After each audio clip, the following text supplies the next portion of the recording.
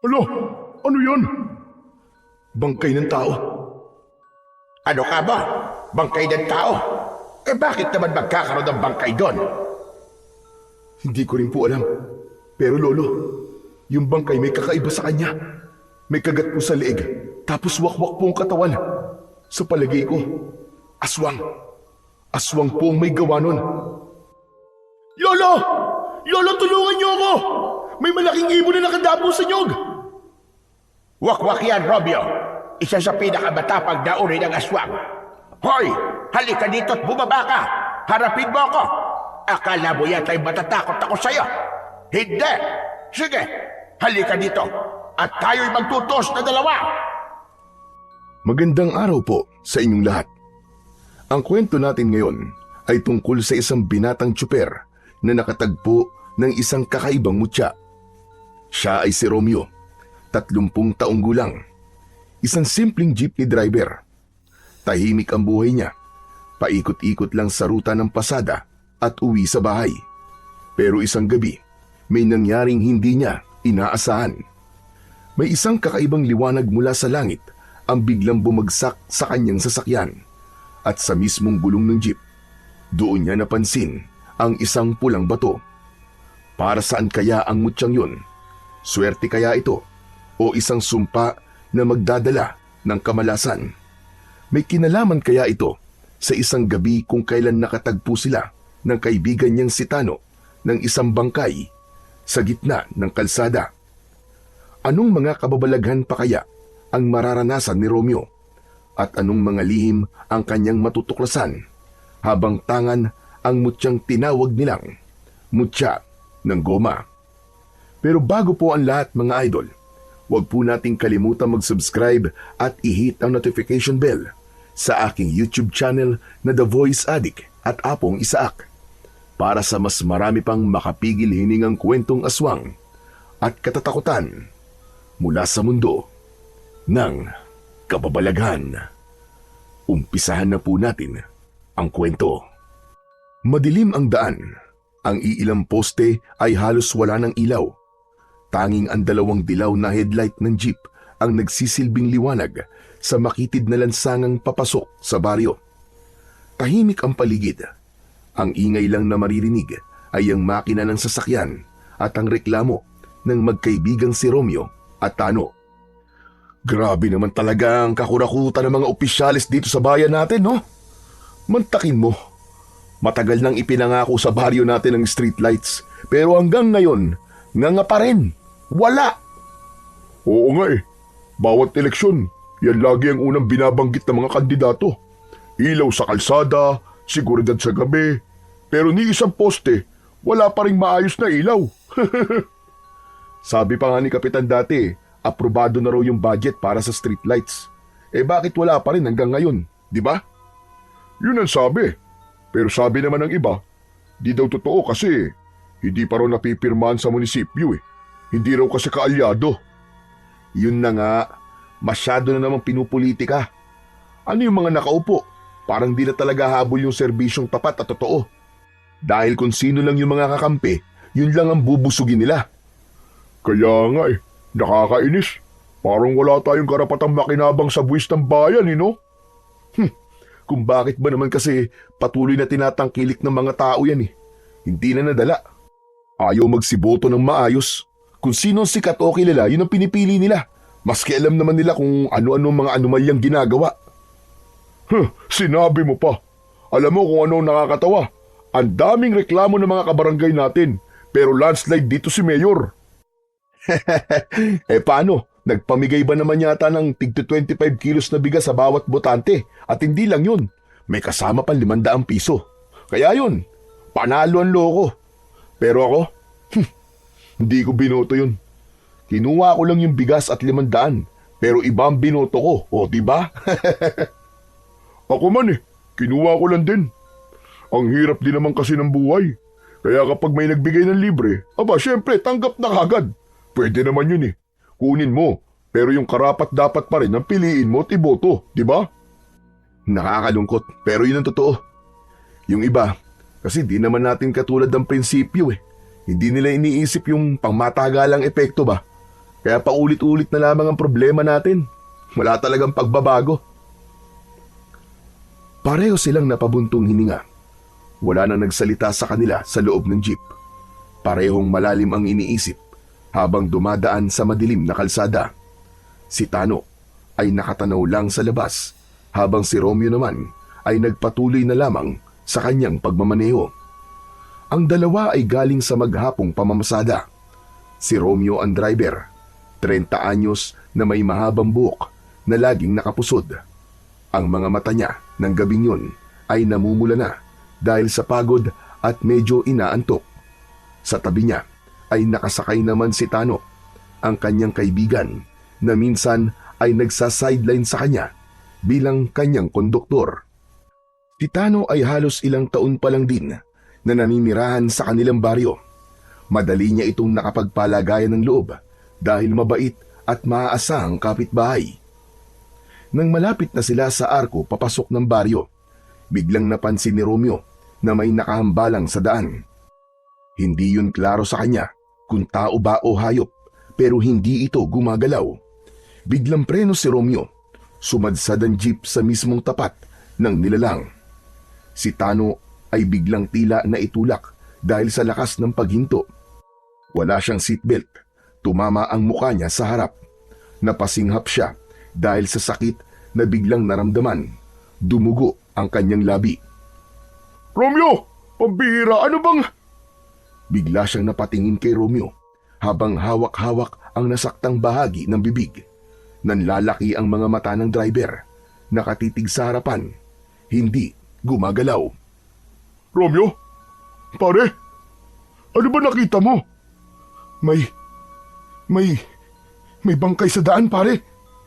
Napatingin agad si Tano sa tinititigan ng kaibigan. Paglingon niya sa harap ng jeep, agad siyang nanlamig. Sa ilalim ng maputlang ilaw ng headlight ng kanilang jeep, napagtanto na nilang may katawan nga na nakahandusay sa gitna ng kalsada. Makikita rin na halos balot ito ng putik at tuyong dahon. Nakabuka ang mga braso, tila nakaturo sa magkabila ang gilid ng daan, at wala itong saplot sa paa. Parehas na silang nakatulala ng mga sandaling yun. Parehas din na ramdam ang unti-unting paggapang ng kilabot mula sa kanilang talampakan, paakyat sa kanilang mga batok. Napalunok na lamang si Tano, pero parang tuyo ang lalamunan niya. Bumilis din ang pagtibok ng kanyang puso. Ilang segundo pa ang lumipas, kapwa na sila bumaba ng jeep. Dahan-dahan ang kanilang hakbang dahil parang nag-aalangan na baka patibong lamang yun ng mga kawatan. Baka biglang gumalaw ito at hold upin sila. Lalo na't narinig na nila parehas ang modus na yun. Paglapit nila doon, nakita nila ang kabuuan ng bangkay. Isang lalaki na tila nasa edad 30 o 40. Hubad ang itaas, may itim na pantalon pero wasak na at puno ng kalmot ang balat.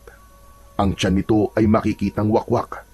Kita ang ilang bahagi ng lamang loob na tila nilantakan. Ang mga mata nito ay nakadilat pa, pero wala ng buhay. Maputla na rin ang balat niya, parang wala ng dugo. Gayong malinis naman ang kinaihigian nito. Wala ni kaunting mantsa ng dugo, at sa may leeg nito, may marka ng tila kagat. Malalim yun. Hala! Ano yan? Bangkay ng tao, pare. Pucha naman oh, alam kong bangkay ng tao yan, Chong. Ang ibig kong sabihin, ba't may ganyan dito? Ilinawin mo kasi. Ito na nga ba ang sinasabi ko eh. Madilim ang kalsada natin, kaya posible talagang maging pugad ng krimen ang lugar na to. Kawawa naman siya, Chong. Sino kaya yan, no? Mukhang di taga sa atin ah. Hindi ko kilala eh. Hindi ko rin siya kilala.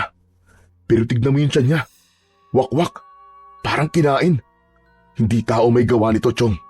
Masyadong brutal. Teka, anong ibig mo sabihin? Tignan mo rin yung leeg niya. May kagat. Pamilyar sa akin yan. Parang kagat ng isang aswang. Ano ka mo? Aswang? Ano ka ba naman, Chong? Nasa modernong panahon na tayo ngayon, ano? Bakit ka pa naniniwala sa mga ganyan-ganyan? Baka naman sinadyang itapon lang yan dito. Posibleng salvage, ganun. Ano mo na? O kaya, biktima ng mga sindikatong kumukuha ng mga lamang loob para ibenta sa black market. Di ba usong-uso ngayon yun? Hindi, Chong. Hindi ganun to, sigurado ko. Tignan mong mabuti, oh. Yung mga sugat niya, tignan mo. Di yan sugat ng kutsilyo o mga sandatang gawa ng tao. Chong, malinaw na kalmot ang mga yan. Hey, nako. Ewan ko sa'yo. Basta ako, hindi ako naniniwala sa mga aswang-aswang na yan. Matagal na tayong wala sa panahon ng mga alamat. Alam mo, Chong, sa totoo nga lang mas natatakot pa ako sa mga tao ngayon kesa sa mga pinaniniwalaan mong mga halimaw. Ganun ba? Hindi ka naniniwala sa akin? Hindi. Hindi naman kasi talaga totoo mga aswang Kwento-kwento lang yan. Ano ka ba? Panakot lang sa bata yan nung maliliit pa tayo. Bahala ka. Basta ako, alam ko na aswang ang pumatay dyan. At posibleng may aswang na dito sa baryo natin. Ang mabuti pa, i-report na natin to sa barangay o kaya sa police station para maimbestigahan ka agad. Hindi pwedeng palampasin to. Teka, wag na pre. Ha? Bakit naman? Maaabala lang tayo sa investigasyon Tapos baka mamaya madamay pa tayo dyan. Tayo papagbintangan, pambihira. Tingnan mo, wala naman CCTV dito sa lugar na to. Wala ring ibang taong nakakita. Kung wala tayong pagsasabihan, walang makakaalam. Diligtas tayo, di ba? Ano? Ibig mo sabihin hayaan na lang natin to dito? Abay, wala ka palang konsensya Tsak na may pamilya to, Chong. Baka hinahanap na siya.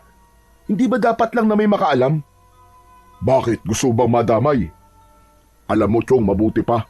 Bumalik na tayo sa jeep dahil baka yung gumawa niyan nandito pa rin sa paligid. Tapos, nakamasidlan sa atin. Baka tayo pa ang isunod kung magtatagal pa tayo dito. Kaya tara na. Pero, Chong, hayaan mo na yan. Sigurado naman akong may ibang makakakita niyan Sila na lang ang bahala. Huwag na natin pakialaman, Romeo. Huwag na. Halika na. Sige. Siguro nga tama ka. Dahan-dahang umatras ang dalawa. Nilingon pa nila ang bangkay sa huling pagkakataon bago muling sumakay sa jeepney. Muling pinaandar ng binata ang makina ng jeep. Tahimik lang sila ni Tano. Iniwasan ni Romeo ang katawan sa kalsada at dahan-dahang muling tinahak ang lubak-lubak na daan papasok sa baryo. Nang makaliko na sila sa kanto, bumagal na ang takbo ng kanilang jeep. Nasa baryo na sila, ngunit bigla silang napatigil nang biglang may tumawid. Muling napapreno si Romeo.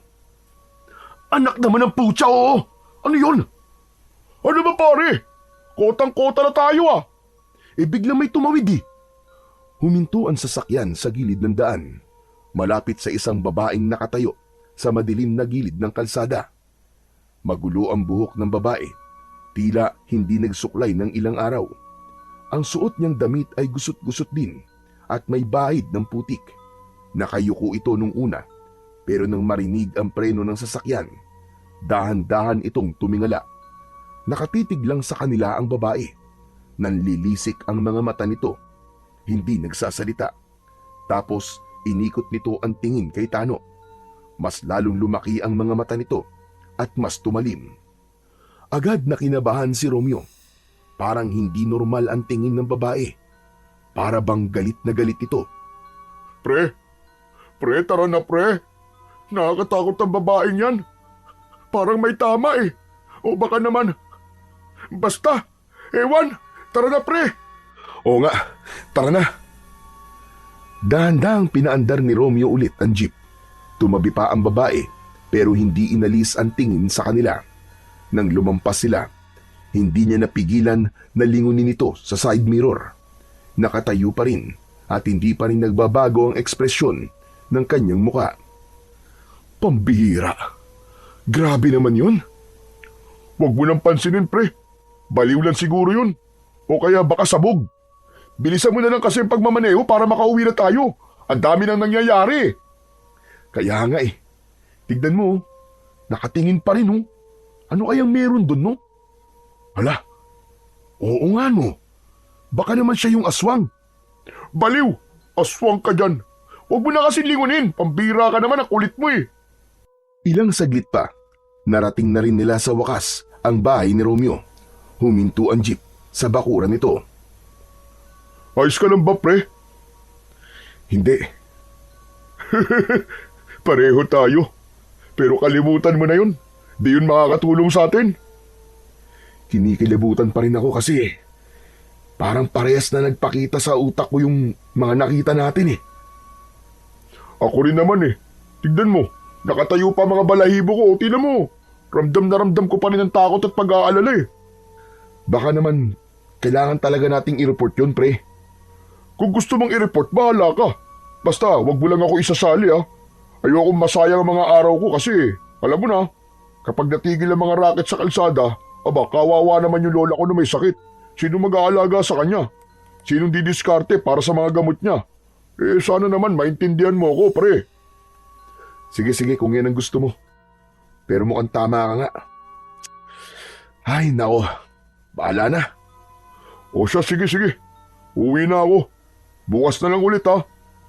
Okay, sige. Ingat ka.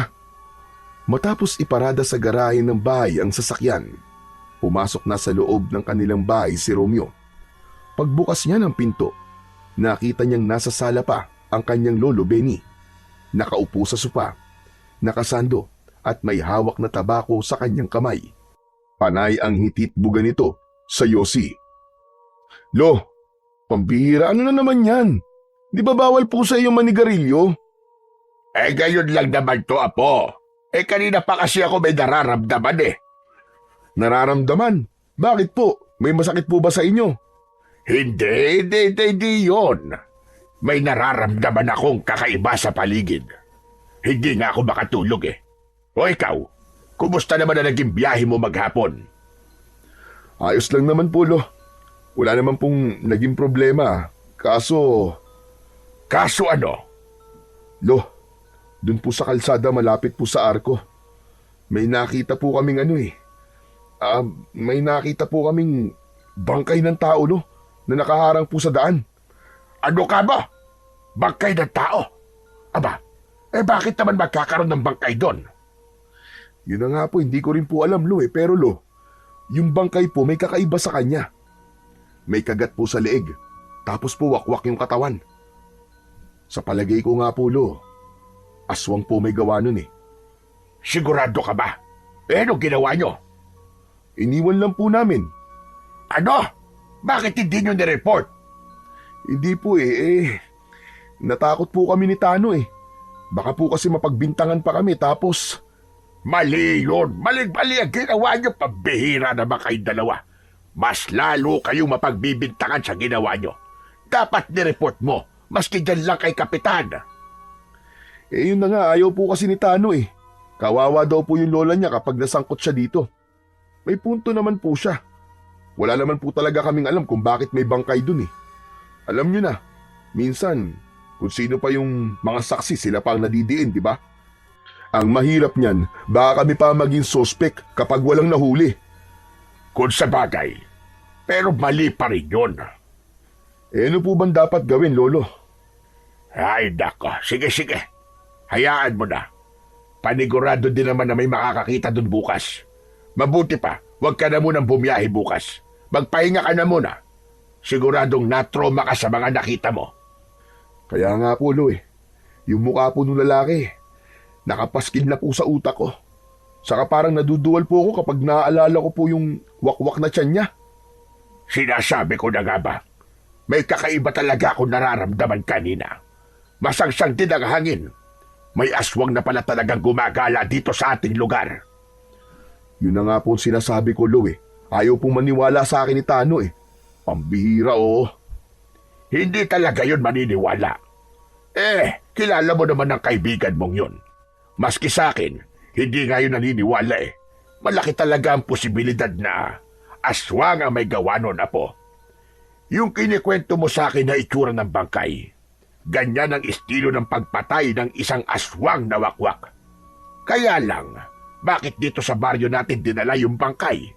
Saka bakit nasa kalsada? Di ba sabi mo, wakwak lang naman ang tiyan at naroon pa ang mga laman loob niya? Opo, Lo, naroon pa nga. Nakita ko pa rin po yung bituka. Naroon din po yung puso. Pero magulo po eh. Di ako sigurado kung kumpleto pa talaga yun. Hindi kaya Ano po, Lo? posible kayang sinadyang dalhin dito para kainin? Baka ang aswang, taga rito mismo sa baryo natin. Ano po, Lo? Taga rito sa baryo natin? Ibig sabihin po eh, may kababaryo po tayong aswang? Aba, sino naman po, Lo? Hindi ko masasabi kung sino. May mga aswang na marunong magtago ng tunay nilang katauhan, pati amoy, kilos at iba pang palatandaan.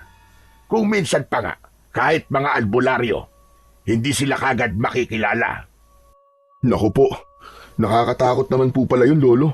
Hindi natin alam, nasa harap na pala natin yung mga aswang. Eh kaso, yun nga, Lo, bakit po nasa kalsada po yung bangkay? Posibleng may pumigil kaya ganon. O kaya baka may nakakita. Kung ganun, Lo, delikado na pala talaga dito sa baryo natin. Kailangan natin maging mapagmatsyag kasi hindi natin kilala kung sino ang kalaban. Tama ka, Romeo. Kailangan nating mag-ingat. Ikaw na lalo at inaabot ka ng gabi sa biyahe. Oo nga po eh. Pero kasama ko naman po palagi si Tano eh. Hindi sapat yon. Hayaan mo, Apo. At gagawa ako ng langis para kung sakali na lumapit sa atin o sa'yo yung aswang. Kahit na magbalat kayo pa siya, malalaman natin. Paano po yun, Lo? Kukulo ang langis kapag may malapit na aswang. Teka, ano naman pong klaseng langis yun? Ang langis na yon ay gawa sa itim na ugat ng sanggumay. Marami ako dito, pero bukas ko nalulutuin. Sige na, magpahinga ka na lang muna. Tulungan mo na lang akong gawin ito bukas. Sige po, Lo.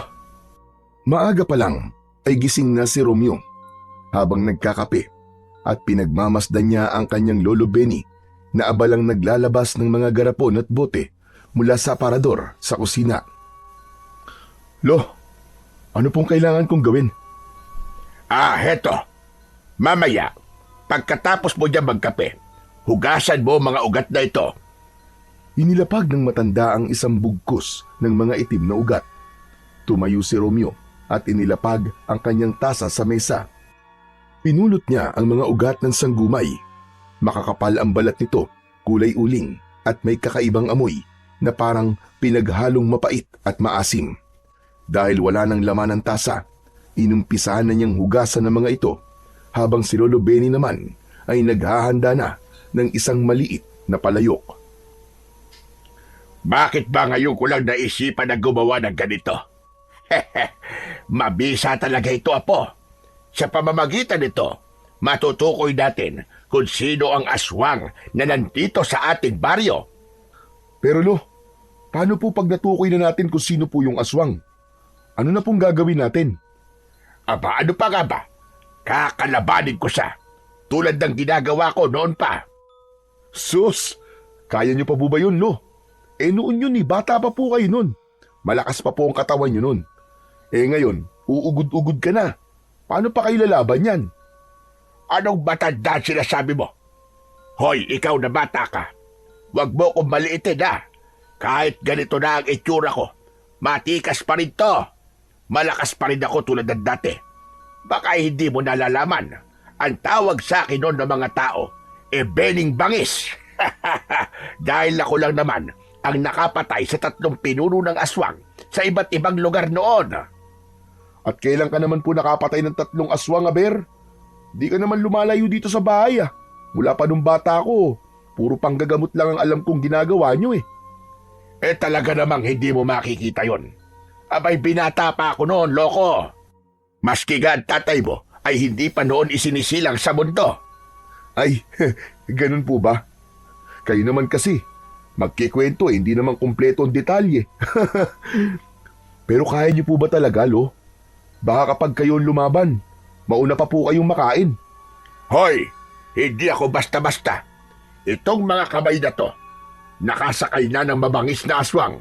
At itong likod ko, sumasakit na kapag malamig ang panahon. Yun ang totoo, Lo. Abat loko ka talaga bata ka, Wala ka ba talagang bilib sa lolo mo? Meron naman, Lo. Kaso, real talk lang po. Doon lang tayo sa totoo. Hindi nyo na po kaya. Matanda na po kayo, Lo. Hindi ka na malakas tulad ng dati. Ang mabuti pa, Lo, kailangan natin ng plano. Hindi yabang. Kung matutukoy natin kung sino ang aswang, kailangan po may sistema kung paano natin siya masusukol. Hindi pwedeng bara-bara lang. At saka, Lo, hindi kita papayagan na lumaban pa. O siya. Bahala ka kung anong gusto mo. Sige, tuloy mo na yung ginagawa mo. Punasan mo na yung mga ugat na nahugasan mo. Kailangan mong tuyuin bago ko hiyalo sa langis ng nyog. Habang pinupunasan ni Romeo ang mga ugat, sinimulan na ni Lolo Benny ang paglalagay ng langis ng nyog sa palayok. Nang mainit na ito, dahan-dahang nilagyan ito ng pinatuyong balat ng anunas at pagkatapos ay ang ugat naman ng sanggumay. Agad na rin niyang isinunod. Paisa-isa lang ang lagay. Paano po natin malalaman kung tama po ang timpla niyan, Lolo? Malalaman mong tama na ang timpla nito kapag naging malinaw na. Tapos maaamoy mo na yung aroma na parang amoy ng pinatuyong dahon ng bayabas. Yun ang tama. At ito habang niluluto, dapat palaging hinahalo. Parang ganito.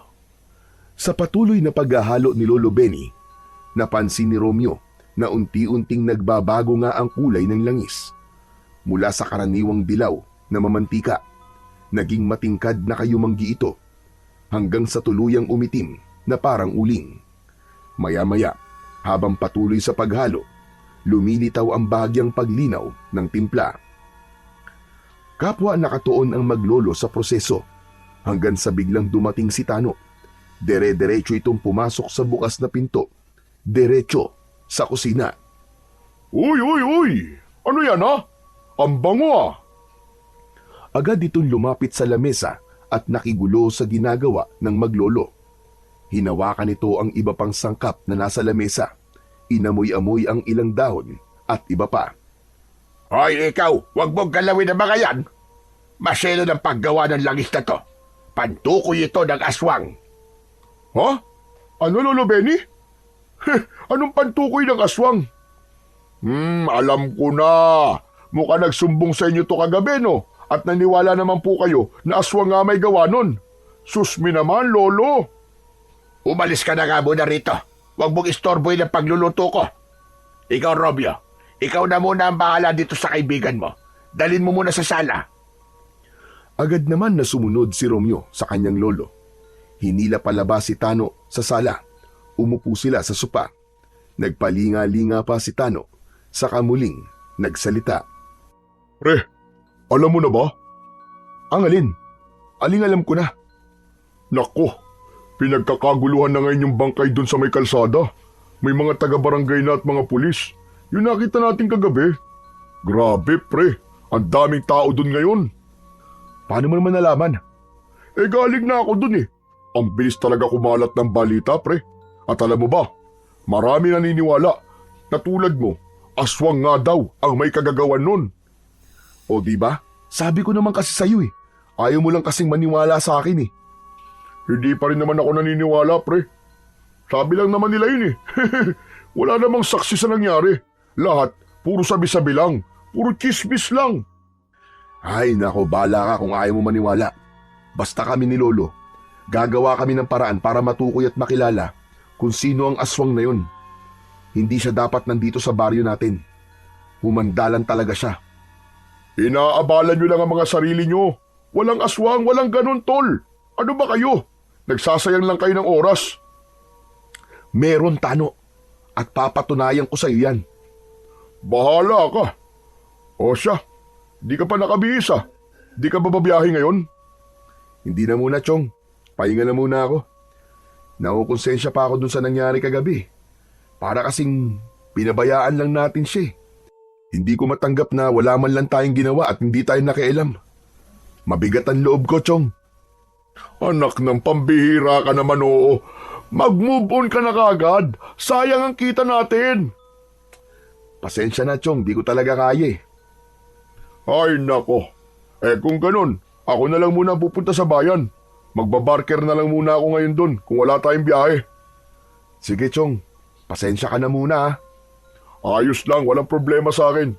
Pero sana sa mga susunod na araw maging okay ka na.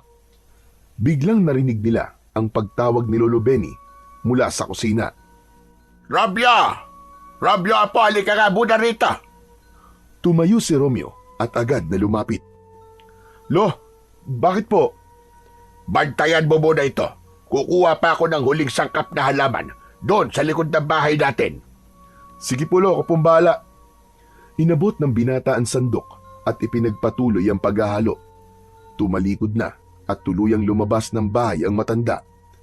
Nang medyo lumipas na ang ilang minuto, nakaramdam siya na tila naiihi. Tano! Chong! Chong, ikaw na nga muna rito. Ihi lang ako. Ano? Baka naman magalit yan si Lolo. Okay lang yan, ano ka ba? Matagal pa yun. Tapos na akong magbanyo bago pa yun pumasok ulit dito. Sige na, baka bumaha dito Hindi ko na kayang pigilan Sige na nga, akin na nga yung sandok. Bilisan mo ha. Habang lumalayo si Romeo, nanatili si Tano sa kusina. Nakatitig sa langis. Inaamoy-amoy niya ito. Sabay ginaya ang ginagawang paghalo ni Romeo. Habang hinahalo ang langis, napatingin siya sa paligid. Napansin niyang may nakasabit na mga palaspas sa bintana. May luma ring kosipio sa dingding. Sa sulok ng kusina, may lumang kahon na may ukit na muka ng leon. Grabe, ang daming pangontra. Binalik niya ang atensyon sa palayok at muling hinalo ang langis. Bigla siyang napatigil sandali nang titigan niya ang kumukulong likido. Kinilabutan siya. Hala, ano yun? Bakit kumukulo? Bahagyang umatras si Tano. Hawak pa rin ang sandok habang nakapako ang tingin sa palayok. Ang dating amoy ng herbal na sangkap ay biglang napalitan ng kakaibang amoy. Parang amoy na may nasunog na balahibo ng hayop. Napalingon siya nang makarinig ng kaluskos sa likod. Nakabalik na noon si Romeo. Napakunot ang noo nito nang mapansin ang anyo ng kaibigan niyang si Tano. Uy pre, ano nangyari sa'yo? Hindi agad sumagot si Tano. Dahan-dahan niyang ibinaba ang hawak habang nakatingin pa rin sa palayok. Napansin ni Romeo ang kakaibang kulay ng langis. Hindi na ito malinaw, kundi bahagyang nagiging abo ang gilid. Bago pa niya matanong si Tano, isang mahinang kaluskos ang narinig nila mula sa labas ng bahay. Nagkatinginan silang dalawa. Pumasok si Lolo Benny, dala ang mga dahon ng sambong. Diretso ito sa lamesa. Ginayat ang dala gamit ang kutsilyo at kinatasan dagta gamit ang sariling kamay. Nang matapos, ay dahan-dahan itong ibinuhos sa langis. Sige na, ako na bahala dito. Salamat apo sa tulong mo. Umalis na ang dalawa at pumunta ulit sila sa sala. Samantala, naiwan naman sa kusina ang matanda. Habang inilalagay ang katas ng sambong, kumunot ang noo ng matanda. Tinitigan niya ang kulay ng langis. Tila may napansin siyang bahagyang pagbabago. Kinuha niya ang sandok at hinalo ito ng hinalo. Unti-unti, luminaw ulit ang langis. Samantala sa sala ay nagpaalam na si Tano sa kaibigan niyang si Romeo. O paano, sige na pre. Una na ako ha. Kailangan kong maaga makapagsimula para makarami. Naubos na yung gamot ni Lola Mabuti na lang at gumaganda-ganda na ang pakiramdam niya ngayon. Sige Chong. Pero Chong, ba't di mo subukang ipatingin kay Lolo? Malay mo, hindi sa ospital gagaling si Lola, kundi sa albularyo. Chong, magaling si Lolo, maniwala ka. Alam ko magaling ang lolo mo, Chong. Pero dalan-dala na ako sa mga albularyo Hindi ko sinasabing wala akong tiwala kay Lolo Benny ha. Pero noon pa kasi, isinumpa ko na sa sarili kong hindi ako hihingi ng tulong sa mga katulad niya. Aba, bakit naman Chong? Basta. Ayoko lang. May mga bagay lang na mas mabuting sa akin na lang at wag nang ungkatin. Mabilis na tumalikod na si Tano. Halatang ayaw ng patagalin pa ang kanilang usapan. Hindi na ito lumingon kahit isang beses. Naiwan si Romeo, tahimik at tila naguguluhan. Tinitigan niya ang likod ng kaibigan habang papalayo. Gusto pa sana niyang ipilit sa kaibigan niya na magtiwala ito kay Lolo Benny, pero hindi niya na nagawa. O apo, aba, nakaalis na pala si Tado. Opo, Lo. Gusto raw po makarami kaya yun, umalis na. Ay, nako. Matigas talaga ang loob ng kaibigan mo na yon. Parang wala lang sa kanya nangyari sa inyo kagabi. Kaya nga po Pero hindi ko naman po siya pwedeng husgan dahil mahal po yata yung mga gamot na iniinom ng lola niya Kaya kailangan niya talagang kumayod ng matindi para sa lola niya. Ay siya nga naman. Nabalitaan ko rin na may sakit si Remy. Kaya hindi na lumalabas ng bahay niya. Yun na nga po Kawawa nga po. Ba't di mo sabihin sa kanya na ipagamot sa akin ng lola niya para malaman natin kung anong sakit ni Remy? Baka sakaling magamot ko. Sinabi ko naman po sa kanya, Lo, kaya lang ayaw daw po niyang humingi ng tulong sa albularyo Wala daw po siyang tiwala at isinumpa daw po niya nun na kahit kailan daw po ay hindi siya hihingi ng tulong sa mga katulad niyo. Bakit po kaya, no, Lo? Malamang may naging masamang karanasan sila sa isa sa amin o baka naman may ginawang isang albularyo nun na hindi niya matanggap. Minsan kasi kahit ganito kami may pagkakamali ring nagagawa, lalo na yung mga nagpapanggap lang na may kapangyarihan. Tama ka, Lo. Baka nga po ganun na nangyari sa kanya. Parang na-trauma. Ang mabuti pa'y hayaan mo na lang siya, Apo. Hindi naman natin pwedeng ipilit ang gusto natin sa kanya. Opo, Lo. Teka po. Bakit pala kayo nandito na? Tapos na po ba yung ginagawa niyong langis? Oo, tapos na. Papalamigin na lamang natin yan bago isalin sa mga botelya. Sa araw na to, sisimulan na natin hanapin ang aswang. Hindi na pwedeng patagalin pa. Kailangan natin malaman kagad kung sino siya bago pa tayo muling masalisihan at bago pa may mabiktima sa mga kabarangay natin. Tahimik na si Romeo. Napatitig ito sa kanyang Lolo Benny. Kita niya sa mukha nito ang pagod, pero pansin din niya ang matinding determinasyon ng matanda. May nararamdamang kaba rin si Romeo, pero pinili niyang huwag ipahalata yon sa kanyang lolo. Nang napalamig na nila ang langis, dahan-dahang inilabas ni Lolo Benny ang mga botelya na lalagyan nila ng langis. Isa-isa nilang sinalinan ng likido ang mga sisidlan. Pagkatapos, maingat itong isinara at inilagay sa bag. Ibibigay natin to sa mga taong naniniwala pa rin sa akin, sa mga handang makinig at makipagtulungan. Sa ganitong paraan, mas malaki ang tsansa natin matagpuan ang aswang sa lalong madaling panahon. Nang tapos na sila, nagsimula na ang maglolo na mag-ikot sa baryo. Ang una nilang pinuntahan ay ang mga kapitbahay nila. Tinawag nila ang mga tao sa loob ng mga bahay at ipinaliwanag kung para saan ang langis na kanilang ipinamimigay. Marami ang naniwala sa kanila dahil nga sa natagpo ang bangkay sa kalsada. May ilan ding nagduda pero tinanggap pa rin nila ito dahil wala naman daw mawawala. Tumao sila sa bahay ni Lola Remy. Ilang ulit silang kumatok at tumawag pero walang sumagot. Tahimik lang ang buong bahay. Nakailang ulit pa silang tumawag pero wala talagang lumabas. Napilitan na si Lolo Benny na iwan na lang ang isang botelya ng langis sa may pinto. Nagpatuloy na sila sa pag-iikot. Napansin ni Romeo na tila wala pa rin silang palatandaan ng aswang. Lahat ng bahay na napuntahan nila, walang naging reaksyon ng langis. Hindi ito kumulo o umusok. Wala ni isang palatandaan. Lo, baka naman mali tayo ng hinala. Baka hindi talaga siya taga rito sa baryo natin. Napalingon sa kanya si Lolo Benny. Bahagyang napataas ang kilay nito. Ano ka ba naman, Romeo? Ang bilis naman magbago ng paniniwala mo. Nakakakalahati pa lang tayo, baka akala mo. Marami pa tayong dapat napuntahan. Tumango na lamang si Romeo bilang sagot sa kanyang Lolo Benny. Alam niyang ayaw pang sumuko ng matanda. Kaya nagpatuloy sila sa pag-iikot. Isa-isa nilang pinuntahan ang bawat sulok ng baryo. Pati ang mga bahay na nasa medyo liblib na bahagi ay nilibot din nila. Lahat ng tao na naroroon, binigyan nila ng langis Lahat ay pinagmasdan nila ng maigi. Ang kilos, ang mga mata, ang galaw ng katawan. Pero walang kakaiba. Dala-dala nila ang pag-asa na baka sa isa sa mga bahay ay makakaramdam ang langis ng presensya ng nilalang na hinahanap nila.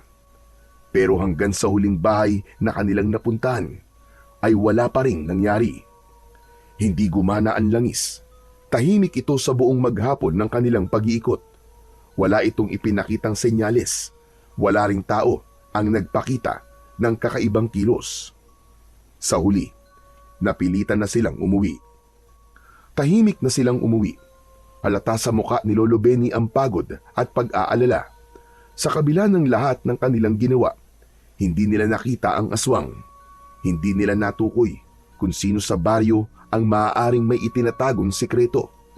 Hanggang sa nakadama na si Romeo ng pagkabigo.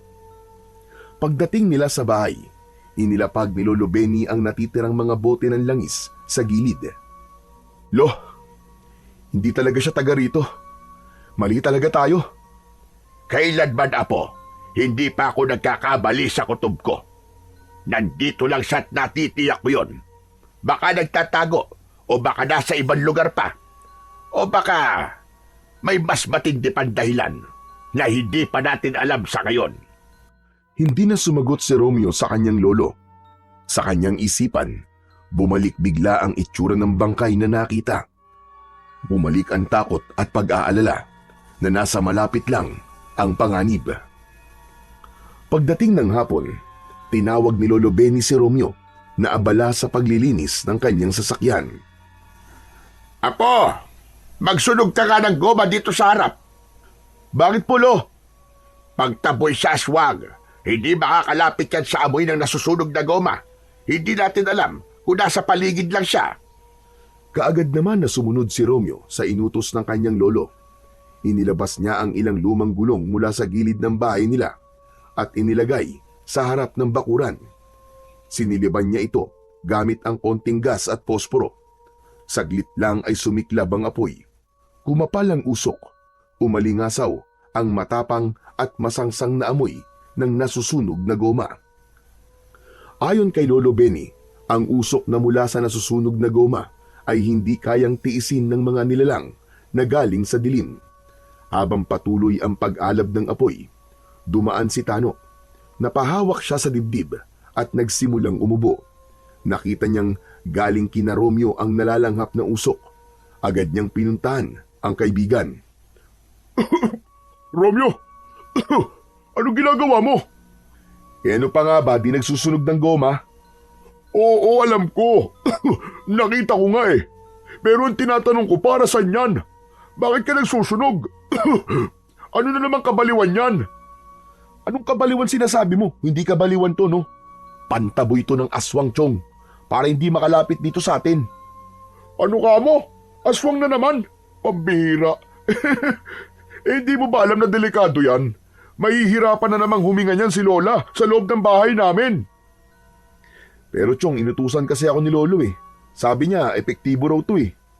Kahit pa, Chong. Kayo lang ba nakatira dito? May matatanda, mga bata. Aba, sobrang baho naman yan, Chong. Nagsimula ng tumaas ang boses nila. Nagsisigawan na ang dalawa. Halatang pareho silang tensyonado. Lumabas na si Lolo Benny mula sa loob ng bahay. Hoy, ano ba yan? Tama na! Romeo, Tano! Ay, nako. Tano, pasensya ka na. Hindi namin gustong makaperwisyo sa inyo. Pasensya na rin po, Lolo Benny, pero sobra po talaga baho niyang ginagawa niyo eh. Saka isa pa, pinagbabawal na po sa barangay natin yan ah. Pambihira naman oo. Kung mamatay ang lola ko dahil dyan sa paniniwala niyo na yan, pananagutan niyo po ba? Teka lang, Chong. Abay, sobra ka naman na yata. Huwag mong pagtaasan ng boses ang lolo ko ha. Pwede ka naman makipag-usap na maayos eh. Kung hindi pwede, hindi pwede. Pwede namang patayin ng apoy. Sobrang OA mo naman. Ako pa ngayon ang OA ah. Gusto niyo ba magharap-harap tayo sa barangay eh? Tama na yan, tama na! Hindi matatapos ang usapan na to kung ganyan kayo. Sige na, Romeo. Patayin mo na ang apoy. Madali ka. Tumango si Romeo. Agad siyang tumakbo sa likod ng bahay. Kumuha siya ng isang balding tubig at ibinuhos sa nasusunog na goma. Umusok pa ito ng konti pero unti-unti na ring nawala ang apoy. Chong, pasensya ka na. Di ko talaga intensyon. Nawala din sa isip ko yung kalagayan ng lola mo eh. Huwag mo nang uulitin, Chong ha. Gusto ko lang ipaalala sa inyo na hindi lahat ng pinaniniwalaan nyo tama para sa lahat. Lumakad na ito palayo. Naiwan naman ang maglolo. Si Romeo, hawak pa rin ang balde na wala ng laman. Tahimik siyang lumingon kay Lolo Benny. Lo, matanong ko lang, mali ba ako? Nagkamali ba tayo? Hindi.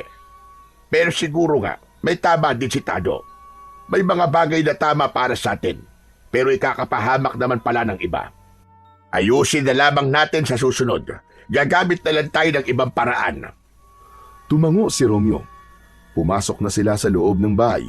Unti-unti, nilamon na ng dilim ang paligid.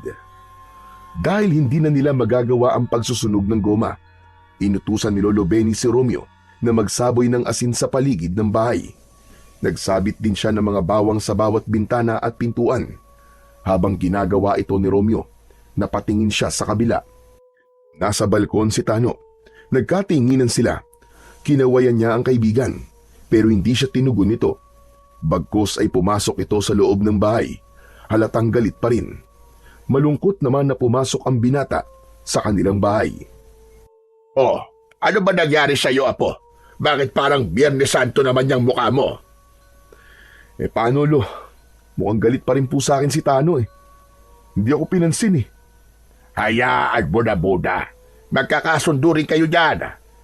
Dati naman palagi din kayo nag-aaway, lalo na kapag nag-iinuman kayo. Pero magkakasundo din naman kayo, di ba?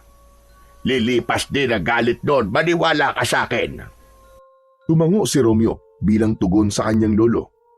Isasara na sana niya ang pinto, pero bigla siyang natigilan. May nakita siyang malaking anino sa kabilang kalsada. Pagtingala niya, may nakadipang malaking ibon sa itaas ng nyog. Maliwanag ang sinag ng buwan, pero dahil nakatalikod sa liwanag ang nilalang, hindi niya maaninag ang itsura nito. Lo, tignan niyo po, Lo! May malaking ibon po na nakadapo sa nyog. Nasaan? Nakaw! Aswag yan na po! Diyan ka lang! Kukunin ko lamang ang buntot ng pagi at magtotoos kami dyan! Mabilis na kinuha ni Lolo Benny ang sandata sa gilid ng dingding. Agad niyang binuksan ang maliit na bote ng langis. Ibinuhos ito sa dulo ng latigo at sinabayan ng bulong na tila isang orasyon at tumingin sa kanyang apo. Oh, ano pang tinitignan mo? Halika na, baka makatakas pa yon. Agad namang kinuha ng binata ang flashlight niya. Sabay silang lumabas ng kanyang lolo. Ramdam na ramdam ni Romeo ang mabilis na pagtibok ng kanyang puso habang nilalapitan nila ang puno ng nyog. Tumigil sila sa tapat nito at itinaas ni Romeo ang hawak na flashlight. Nang masapul ng liwanag ang itaas ng puno, natigilan siya. Nandun pa rin ang nilalang. Nagulat siya sa nakitang muka ng nilalang. Matutulis ang tenga nito na parabang sa paniki. Tapos ay mahaba ang kanyang bibig pero hindi ito tuka, kundi bibig na puno ng matutulis na pangil. Nakalitaw ito kahit na nakasara ang bibig. Ang mga mata nito ay malalaki at mapupula. Ang ilong ay maliit, halos wala ng butas. Mahaba at manipis din ang dila nitong labas-masok na tulad ng sa ahas. Lo! Ano pong klaseng aswang yan? Ang tawag dyan ay wakwak, Romeo. Isa sa pinakatusong uri ng aswang. Sandali lang. Hoy! Halika dito! Bumaba ka rito at harapin mo ako! Akala mo'y natatakot ako sa'yo, ha? Hindi! Sige! Halika at mag-toast tayong dalawa! Sa sigaw ng matanda, biglang lumipad ang wakwak. Malapad ang anino nitong tumabon sa liwanag ng buwan. Umikot-ikot pa ito sa ere at nagpakawala ng malakas na sigaw. Hindi na napigilan pa ni Romeo ang mapasigaw nang dahil sa labis na takot. May aswang! May aswang! Mga kapitbahay! May aswang! Magsilabas kayo! Isa-isa nang nagbukas ang mga pinto. Lumabas ang iba sa kanilang mga kapitbahay. Yung iba, may dala ding sandata, tulad ng itak, kutsilyo at iba pang matutulis na mga bagay. Ang iba ay sumilip sa bintana. Nakita rin ni Romeo na bumukas ang pinto ni Tano. Ang wakwak ay patuloy na nagpaikot-ikot sa ere at pagkatapos ay biglang sumibat palayo. Tahimik ang lahat, ang mga matay nakatingala. May mga matatandang nagsignos ng krus at napadasal. O di ba? Di ba tama ako? Tama kami ni Lolo. May aswang nga dito sa baryo natin, mga kababaryo. May aswang sa baryo natin. Bumaling siya bigla kay Tano na nakatayo sa may pinto at nakatingala sa itaas. Nang sumigaw siya, nakita niyang sumulyap sa kanya ang kaibigan. Pero saglit lang, hindi ito kumibo. Tahimik lang itong tumalikod, pumasok sa bahay at muling isinara ang pinto. O ano? Naniniwala na po ba kayo? Kayo! Kayo! Naniniwala na ba kayo na may aswang sa baryo natin? Robyo, tama na yan. Nakita nila. Halika na sa loob ng bahay. Magpahinga na tayo. Pumasok na sa loob ng bahay ang maglolo. Sa gabing yun ay tahimik na ang paligid, pero hindi tulad ng dati. Para sa mga residenteng nakakita ng wakwak, hindi na naalis ang takot at pangamba nila. Hindi na basta-basta ang gabi na yon para sa kanila. Gayong napatunayan na nila na totoo ngang may aswang na gumagala sa kanilang baryo. Ganon din si Romeo. Binabagabag siya ng isiping baka isang gabi o sa paglabas niya ng madaling araw ay baka bigla siyang atakihin ng aswang. Natakot siya para sa kanyang sarili. Lalo na ngayon at may di pa rin sila pagkakaunawaan ng kaibigang si Tano. Wala siyang magiging kasama sa kanyang biyahe. Nakatulugan na niya ang ganong isipin pagkalipas ng ilang oras. Madaling araw na, gumising si Romeo. Tahimik pa rin ang buong paligid. Inihanda niya na kagad ang sarili. Naligo, nagbihis at inihanda na rin ang kanyang jeep. Di iisang beses na tinanaw niya ang bahay ng kaibigan. Maski umuugong na ang makina ng kanyang sasakyan, di pa rin ito lumalabas ng bahay nito. Hindi tulad ng dati. Naghintay pa siya ng ilang sandali, pero napagtanto niyang tila ayaw pa rin itong lumabas. Hindi na niya inasahan na sasama pa sa kanya ang kaibigan si Tano. Marahil ay masama pa rin ang loob nito sa kanya, kaya't minabuti na lamang niyang hayaan ang kanyang kaibigan. Inisip na pagbalik na lang niya, kakausapin ito para makipagbati at humingi ng tawad. Habang nakaandar ang makina ng jeep niya, isa-isa niyang iniinspeksyon ng mga gulong nito, ang langis, ang mismong makina, ang preno at iba pa. Araw-araw niya itong ginagawa para masiguradong maayos at ligtas ang mga taong sasakay sa kanya. Ilang sandali pa ay lumabas na siya. Hindi na niya ginising ang lolo na tila nasarapan sa tulog. Hindi nagising sa ingay ng kanyang sasakyan. Habang tinatahak niya ang kalsadang palabas ng baryo, sa huling kanto na may maliit na waiting shed, doon niya muling nakita ang babae na muntik na niyang masagasaan ng huling biyahe.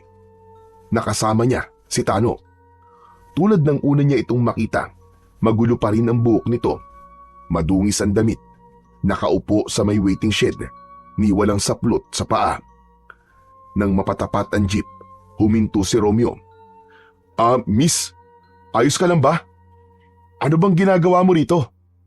Dahan-dahang tumingin ang babae sa kanya. Sa kabila ng dumi sa kanyang muka at katawan, kapansin-pansin pa rin ang ganda nito. Maputi ang kutis nito, mahaba ang pilik mata, at mapungay ang mga mata. Ngunit may kung anong lungkot at takot sa mga titig nito. Miss, may kailangan ka ba? Gusto mo bang isakay kita? Saan ka ba papunta? Hindi. Hindi ko kailangan ng tulong. Umalis ka na. Umalis ka na. Pero miss, delikado dito. Wala kang kasama tapos ganitong oras pa. Alam mo ba, may gumagalang aswang sa baryo na to. Nakita namin kagabi. Kaya kung ako sa'yo, sumakay ka na. Ihatid kita kung saan ka man nakatira. Alam ko. Pabayaan mo nga ako. Umalis ka na. Aba, Bakit ba ang sungit mo? Ano ba kasing ginagawa mo dito? Hindi ka naman taga rito, di ba? Bakit ka ba kasi nakikialam? Ano bang paki mo kung hindi ako taga rito?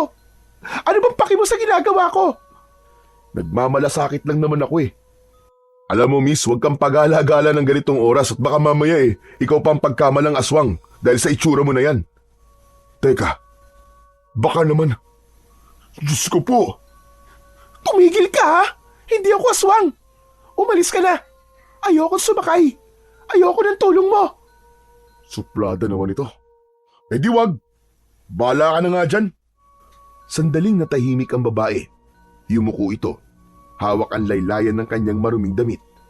Napansin ni Romeo na tila nanginginig ang mga balikat nito. Hindi dahil sa galit, kundi dahil sa takot o pagod. Miss, sigurado ka ba talaga? Nagsimulang lumakad papalayo sa kanya ang babae. Hindi na ito lumingon. Diretso ang lakad palayo.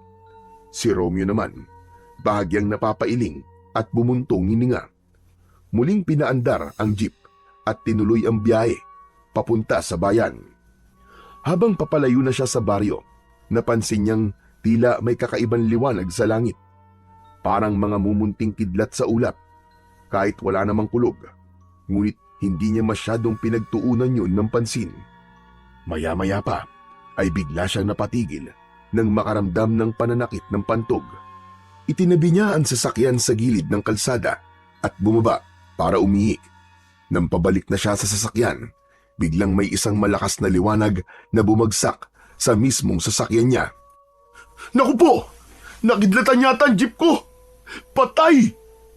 Mabilis lang na nawala ang liwanag na yon. Kakatwa sa paningin ng lalaki dahil tila wala namang nangyari. Wala ring senyales ng pagkasunog. Pero kahit ganun ay hindi siya nagpakampante. Inikot niya ang harap ng jeep. Wala siyang nakita. Walang nasira. Walang tama. Walang kahit munting apoy. Hanggang sa nakahinga na siya ng maluwag. Lumapit siya sa gilid ng jeep at sinilip ang mga gulong. Doon siya napatigil. Sa may singit ng gulong, parang may kumikislap.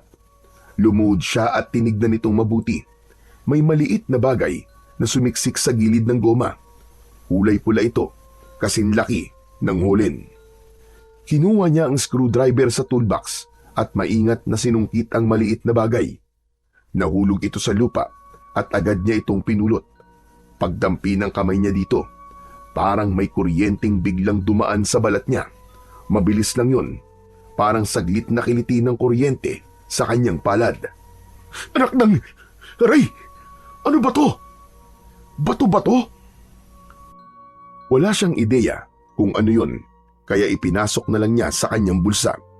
Bumalik siya sa loob ng jeep at nagpatuloy niya sa kanyang biyahe. Habang nagmamaneo siya, biglang nangati ang likod niya sa bandang gitna, sa parteng halos hindi niya maaabot. Hindi yun basta pangangati lang, ito yung klase ng kate na nakakainis, na parang lalong tumitindi kapag hindi nakamot. Ano ba naman to ang kate? Buisit! Ayaw paawat Sinubukan niyang abutin ito gamit ang hintuturo, pero kulang. Hindi niya maabot, kaya inikot niya ang balikat, inuunat ang braso, at pilit na inaabot ang makating bahagi.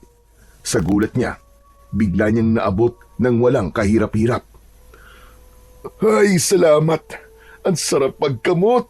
Ang sarap talaga! Damang-dama niya ang ginagawa habang kinakamot ang makating bahagi ng likod. Hindi niya napansin na ang braso niya ay bahagyang humaba. Hindi lang basta umabot, kundi literal na umunat. Ang mga buto sa kanyang braso ay tila nanlambot at naging parang goma. Hindi niya kagad ito napansin. Parang normal lang yun. Akala niya ay dahil lang sa tamang anggulo ng katawan at pag-ikot ng balikat, kaya niya ito naabot. Muli niyang ibinalik ang kamay sa manibela. Hindi alintana ang kakaibang nangyari sa kanyang katawan.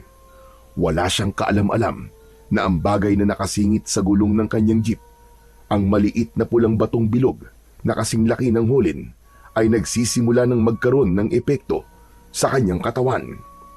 Sa araw na yon, ay may kakaiba. Pagdating pa lang niya sa terminal, mabilis na napuno ang jeep niya. Maganda ang naging simula ng araw niya. Pagkatapos ng unang biyahe, halos walang patlang ang biyahe niya. Palagi pang napupuno. Yung tipong kapag may bababa ay may kagad na sasakay. Sa dami ng pasahero, halos hindi na siya inabot ng oras para magpahinga. Di bale, ayos to. Mukhang paldong kita ngayon. Nang bandang tanghali, pumarada muna siya sa terminal at kumain ng tanghalian. Nang matapos, pagbalik niya sa sasakyan, nakita niya si Tano na nagbabarker sa kabilang sasakyan. Nagkatitigan sila pero biglang iniiwas ng kaibigan ang tingin sa kanya. Tumalikod si Tano. Napakamot naman sa ulo si Romeo. Anak ng 7 kagaw, oo. Ang tindi namang tuyuin ng best friend ko na to. Ang tagal magtampo. Pambihira, oo. Hindi na niya kinulit ang kaibigan. Sa halip, tinuloy na niya ang kanyang pamamasada. Lumipas ang hapon at unti-unting humupa ang dami ng pasahero. Nang tumuntong na ang gabi, nagsimula na siyang bumalik pa baryo. Medyo pagod pero magaan ang loob niya, lalo na at maayos ang naging kita niya sa araw na yon. Noon lang talaga siya sinuwerte ng ganun. Pagdating niya sa bahay, nakita niya ang lolo Benny niya na nagluluto. Agad na bumungad sa kanya ang amoy ng langis. Lo, mano po?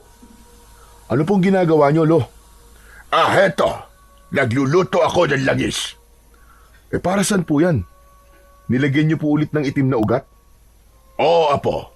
Nagluluto ulit ako. May nangyari kasi kanina eh. Aba, ano po yun? Ano po nangyari? May nagpagamot kasi dito kaninang babae. Natawas ko na binarang. Matapos kong mapasanib yung mambabarang sa pasyente, kinuha ko ang langis para makumpirma kung nakasanib na ba ang mambabarang. Hindi ko mulo yung langis. Tinawanan pa ako ng hayop na mambabarang na yon. Talaga, Lo?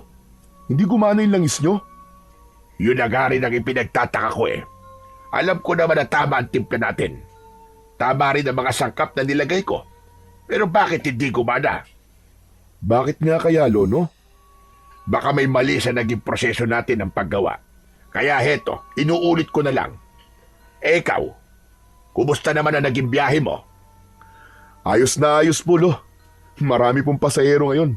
Nakabawi po kahit papano. Aba, mabuti naman kung ganon. Apo, bigyan mo nga ako bukas ng pambayad sa kuryente natin ha. Medyo malapit na ang due date. Yung po ba, Lo? Wala pong problema. Sagot kita, Lo. Umupo na si Romeo sa may lamesa. Binagmasdan niya isa-isa ang mga bagay na naroon. May ilang piraso ng itim na ugat, kinatas na sambong, tuyong damo na nakatali sa abaka, may kandilang nakasindi at iba pa. Apo, iabot mo nga yung kinatas na sambong. Ilalagay ko na rito. Konting tiis lang ng gutom, hane. Malapit na rin ang niluluto ko. Wala sa sariling inabot ni Romeo ang mangkok na may berdeng likido. Medyo malayo ito sa kinauupuan niya. Iniunat niya ang kanyang braso at humaba ito. Lo, ito na po. Ay, Diyos ka! Ano nangyayari sa iyo, Apo? Nagulat si Romeo sa biglang pagsigaw ng kanyang lolo. Napatitig siya sa kanyang kamay. Doon lang din niya napansin. Ah! Lo! Lo, ano to? Ano ba?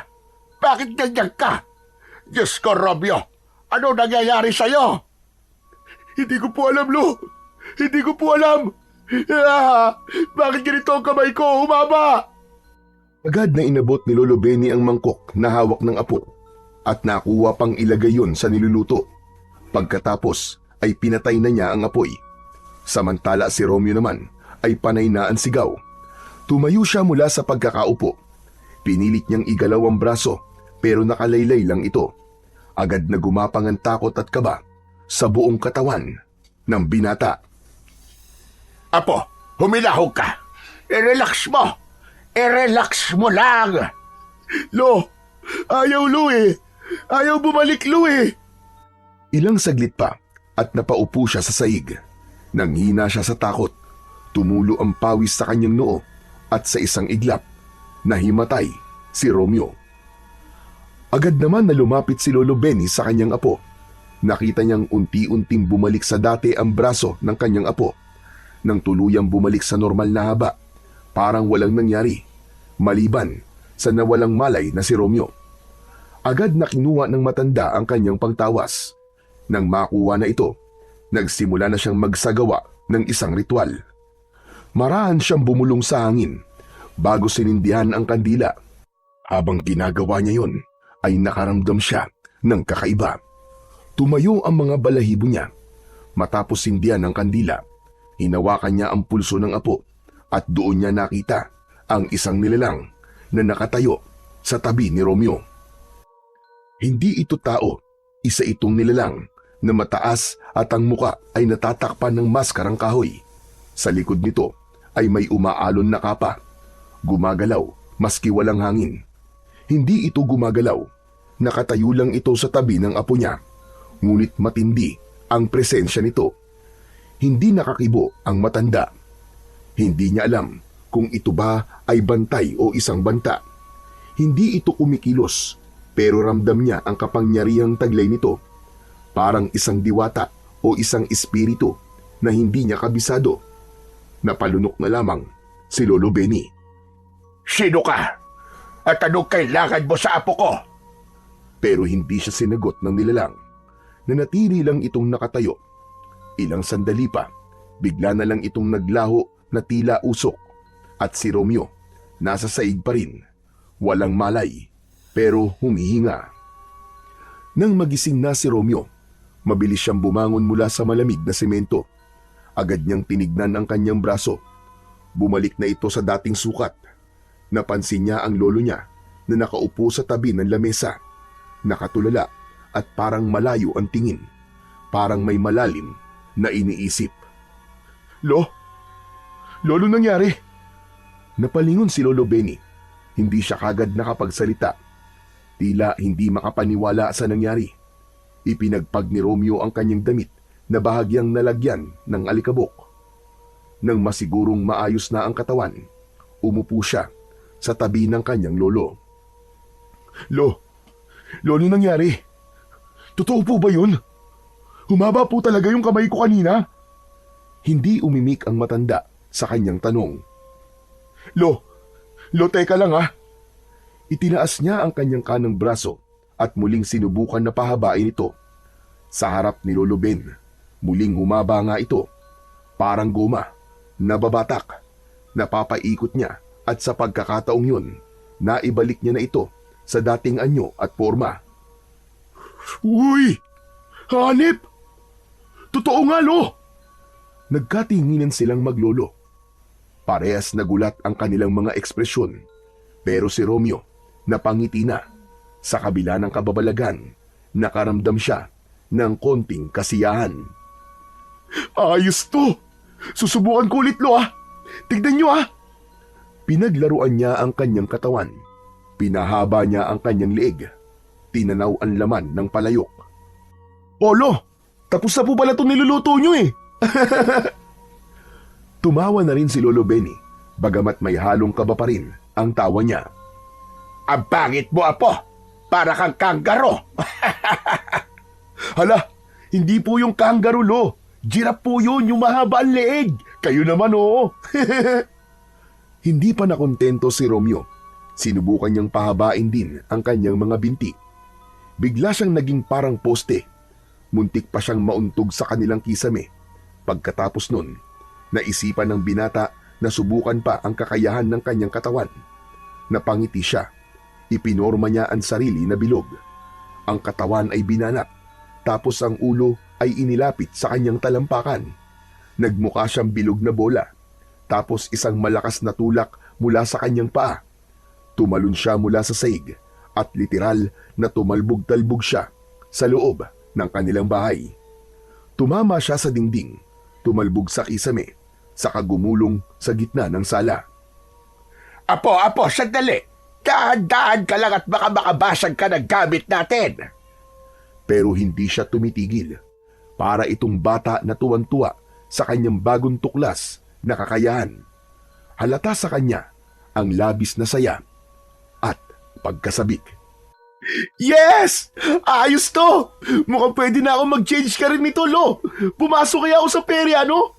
Naku po, sigurado ako, pagkakaguluhan ako nito ng mga tao, yayaman na po tayo, Lo! Natawa na rin si Lolo Benny kahit may konti pa rin na pag-aalala. Hindi niya akalaing sa isang gabi lang ay may mangyayaring hiwaga sa kanyang apo. Hindi niya inaakala na makikita niya ito na tumatalbog-talbog sa bahay nila na parang isang life-size na Super Bowl. Apo, tama na yan. Romeo, tama na. Huwag ka nang tumalbog-talbog.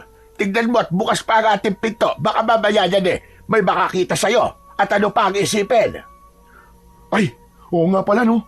Teka lang po. At sa huling pagtalbog niya, gumulong siya papalapit sa pinto at isinara yun. Bumalik na siya sa dati niyang anyo. Hingal na hingal siya, pero masaya. Lumapit na siya sa matanda at umupo sa tabi nito. Lo, seryoso.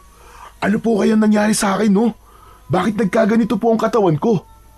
Nakulam kaya ako, Lo? Bago pa makasagot si Lolo Benny, biglang napahinto si Romeo. Parang may naalala siya. Agad niyang hinanap sa bulsa ang pulang batong nakuha niya sa kanyang gulong. Inilabas niya ito at inilapag sa lamesa. Nabigla si Lolo Benny nang makita ito. Bigla siyang napatitig. Nangunot ang noo niya sa nakita. Sandali lang. Pamilyar sa akin ang bato na yan, ha? Saan mo to nakuha? Sa gulong ng jeep ko, Lo. Sa palagay niyo po, may kinalaman kaya yan sa nangyayari sa katawan ko? Hindi ko pa alam, Apo. Pero teka, may kukunin lang ako sandali. Diyan ka lang, hintayin mo ako.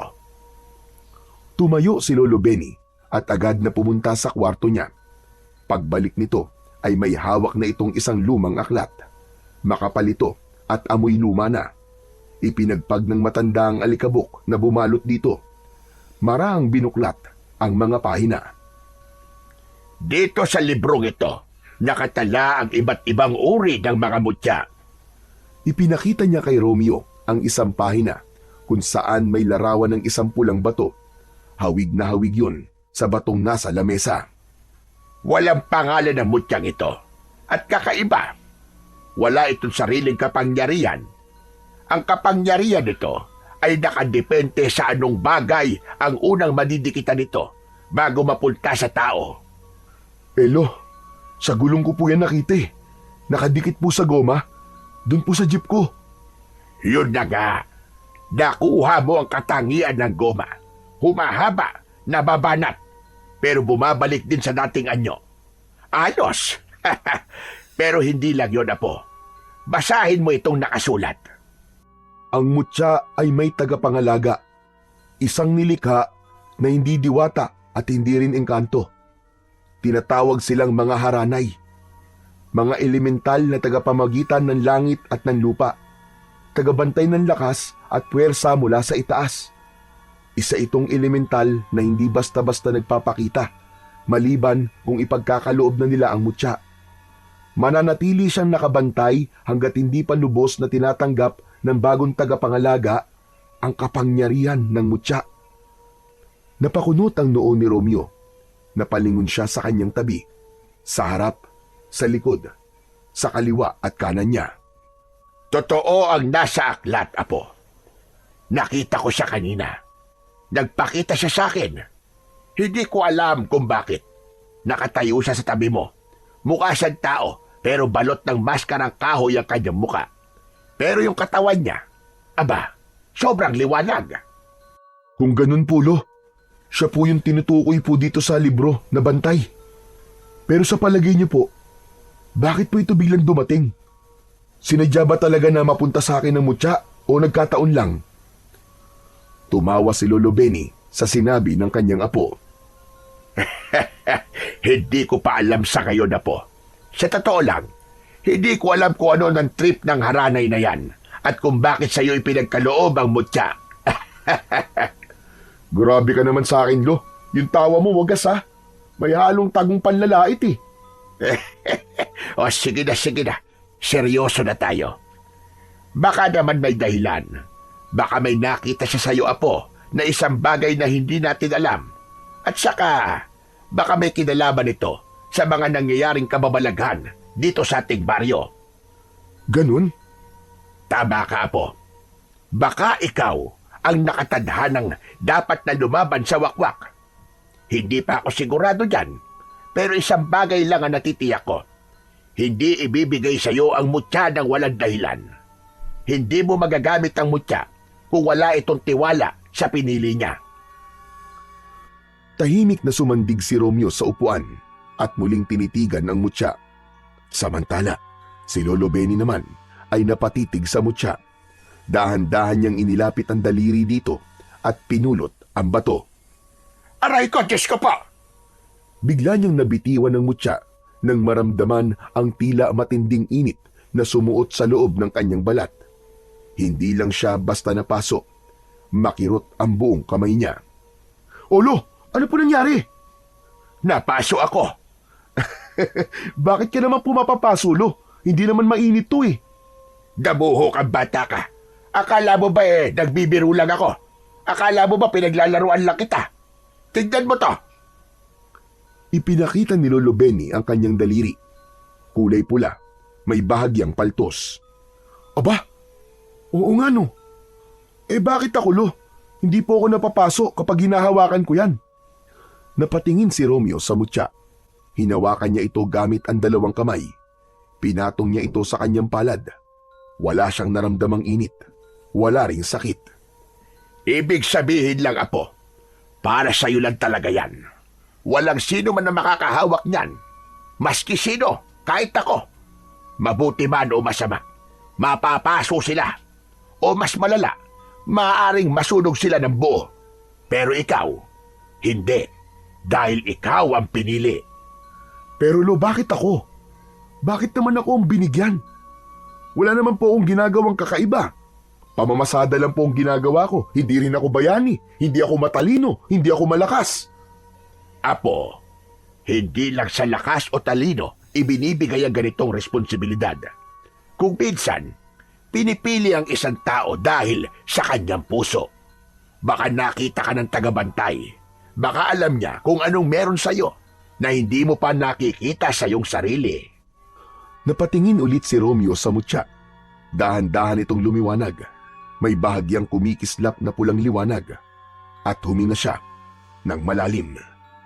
Kung ganun, akin na talaga to. Akin na tong mutya na to. Tinatanggap mo na ba ng buo ang mutya, Apo? Ano po kasi, Lolo eh. Kapag tinanggap mo na ng buo ang kapangyarihan ng mutya na yan, magsisimula na ang malaking pagbabago sa buhay mo. Hindi ka na magiging isang ordinaryong tao. Hindi ka na si Romeo na namamasada lamang ng jeep. Magiging tagapagtanggol ka na ng buong baryo. Ay nako. Sige Lo, bahala na si Batman. Pero sa ngayon, kain na muna tayo Lo. Gutom na ako eh. Ay, oo nga pala. Nalibang na ako. O siya, halika na. Ihanda na natin ang lamesa at nagugutom na rin ako. Nagluto ako ng paborito mong ulam. Talaga po, Lo? Oo, nagluto ako ng tinola na may papaya at tambos na sili. Wow! Mukhang mapapalaban nga ako nito, Lo ah. Mapapalaban ako sa kainan. Salamat, Lo ah. Habang magkasalo ang dalawa sa masarap na hapunan, biglang natigilan si Romeo. May naramdaman siyang kakaiba. Parang may nakamasid sa kanya. Napatingin siya sa pinto. Sarado yun. Tumingin siya sa bintana, pero sarado rin ang lahat ng bintana. Napakunot noo siya. Tinignan niya ang dingding. May napansin siyang maliit na butas at mula doon ay may gumalaw. Lo, may tao. Agad siyang tumayo. Binuksan niya ang pinto at tinungo ang lugar kung saan ang butas na yon. May nakita siyang anino na tumakbo palayo. Nang tignan niyang mabuti, isang babae. Mabilis itong tumakbo palayo. Napatigil siya saglit. Pinilit na pagmasdan ito mula sa dilim at doon niya nakita. Babae nga ito. Tumakbo siya. Nag-focus. Ang kanyang mga bisig ay kusang humaba. Parang elastiko. Umabot ang kanyang kamay sa babae at sa isang iglap. Nahawakan niya ito sa dalawang braso. Nabigla ang babae at pilit na nagpupumiglas. Hinila siya pabalik ni Romeo at doon napalapit ang estranghera. Doon niya ito lubos na namukaan. Ito yung babae na palagi niyang nakikita na gumagala sa kalsada tuwing alanganing oras. Pero sa oras na yon, malinis siya. Maayos ang itsura. Maamo ang mukha nito kahit may halong gulat at galit. Romeo Apo, ano yan? Nakulo, nahuli ko po. Nakasilip sa butas ng dingding natin. Mukhang minaman-manan po tayo. Ano ba? Bitiwan mo nga ako! Anong bitiwan ang sinasabi mo? Bakit naman kita bibitiwan? Sino ka ba ka? Ano ba? Nasasaktan ako, tama na! Aray ko! Muling nagpumiglas ang babae. Lumala ang tensyon sa pagitan nila. Naawa naman bigla si Romeo. Binitiwan nito ang isang kamay ng kanyang biyag. Subalit hindi niya napansin ang biglang pagbunot nito ng punyal at mabilis na sinaksak ang binata sa dibdib. Wag! Ngunit laking gulat nilang tatlo nang sa halip na masaksak ang binata sa dibdib ay tumalbog lang ang punyal sa kanyang balat. Nalaglag ang punyal sa lupa. Anong?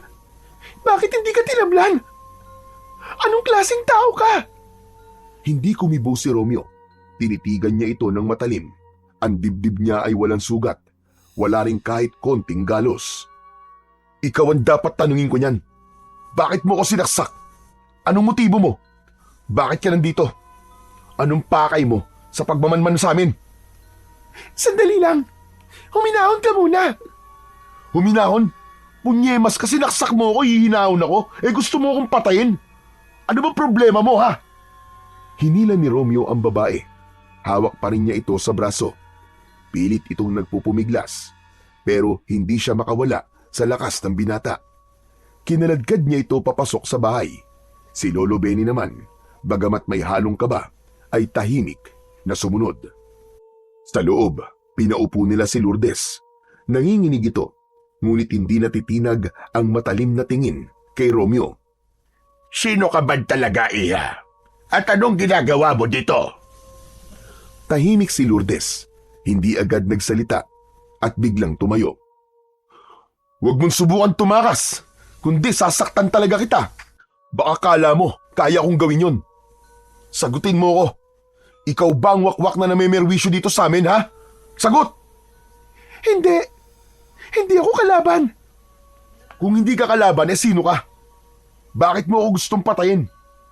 Nadala lang ako sa bugso ng damdamin ko. Hindi ko alam kung anong klaseng tao ka. Natakot ako, nagalangan. Ipinagtanggol ko lang ang sarili ko. Ipinagtanggol? Bakit may ginawa ba akong masama sa'yo? Humaba ang kamay mo. Kahit sinong tao, matutuliro kapag nakita kang ganon. Hindi ako aswang. Baka ikaw. Ako aswang? Hoy, tignan mo nga sa gwapo kong ito. Pagkakamalan mo akong aswang. Gwapo? Nasaan? Lo, sasaktan ko na talaga to. Pwede ba? Tama na yan, tama na yan. Ang mabuti pa, Iha, sabihin mo sa amin kung ano talaga ang pakay mo at kung bakit ka nandito. Ilang gabi na rin po akong pabalik-balik dito sa baryo nyo. Taga-kabilang barangay po ako. Doon, may ilang tao po na nawawala. At karamihan po doon, mga albularyo at mga kapamilya nila. Pagkatapos ng ilang araw, makikita na lang po ang bangkay nila kung saan-saan. Nung una, inakala po naming adik lang po ang gumagawa nun. Pero naginala na kami, nagawa yun ng isang aswang. Yung bangkay ng lalaki nakita dito sa inyo, taga sa amin po yun.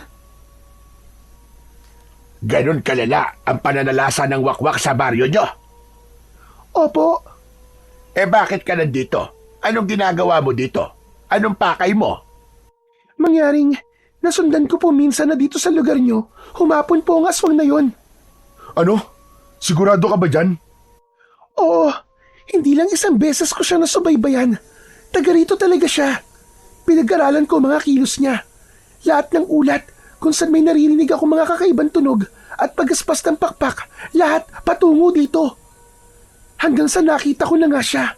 Dito humapon. Malapit dito. Kaya mo ba kami minamanmanan?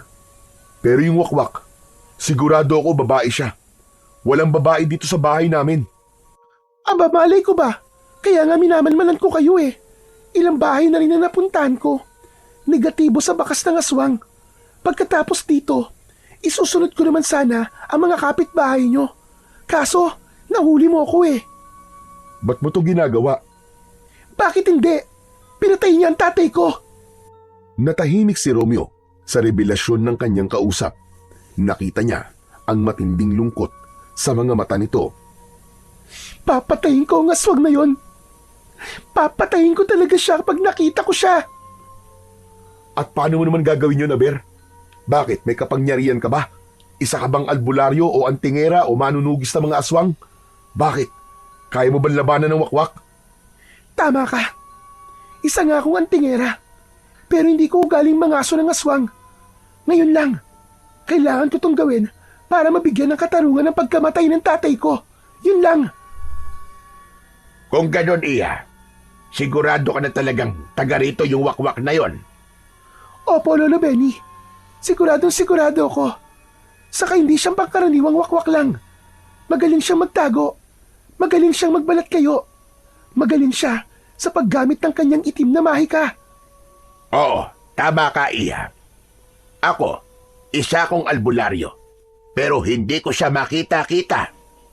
Baka naman nagkakamali lang po kayo. Imposible nga na taga rito siya.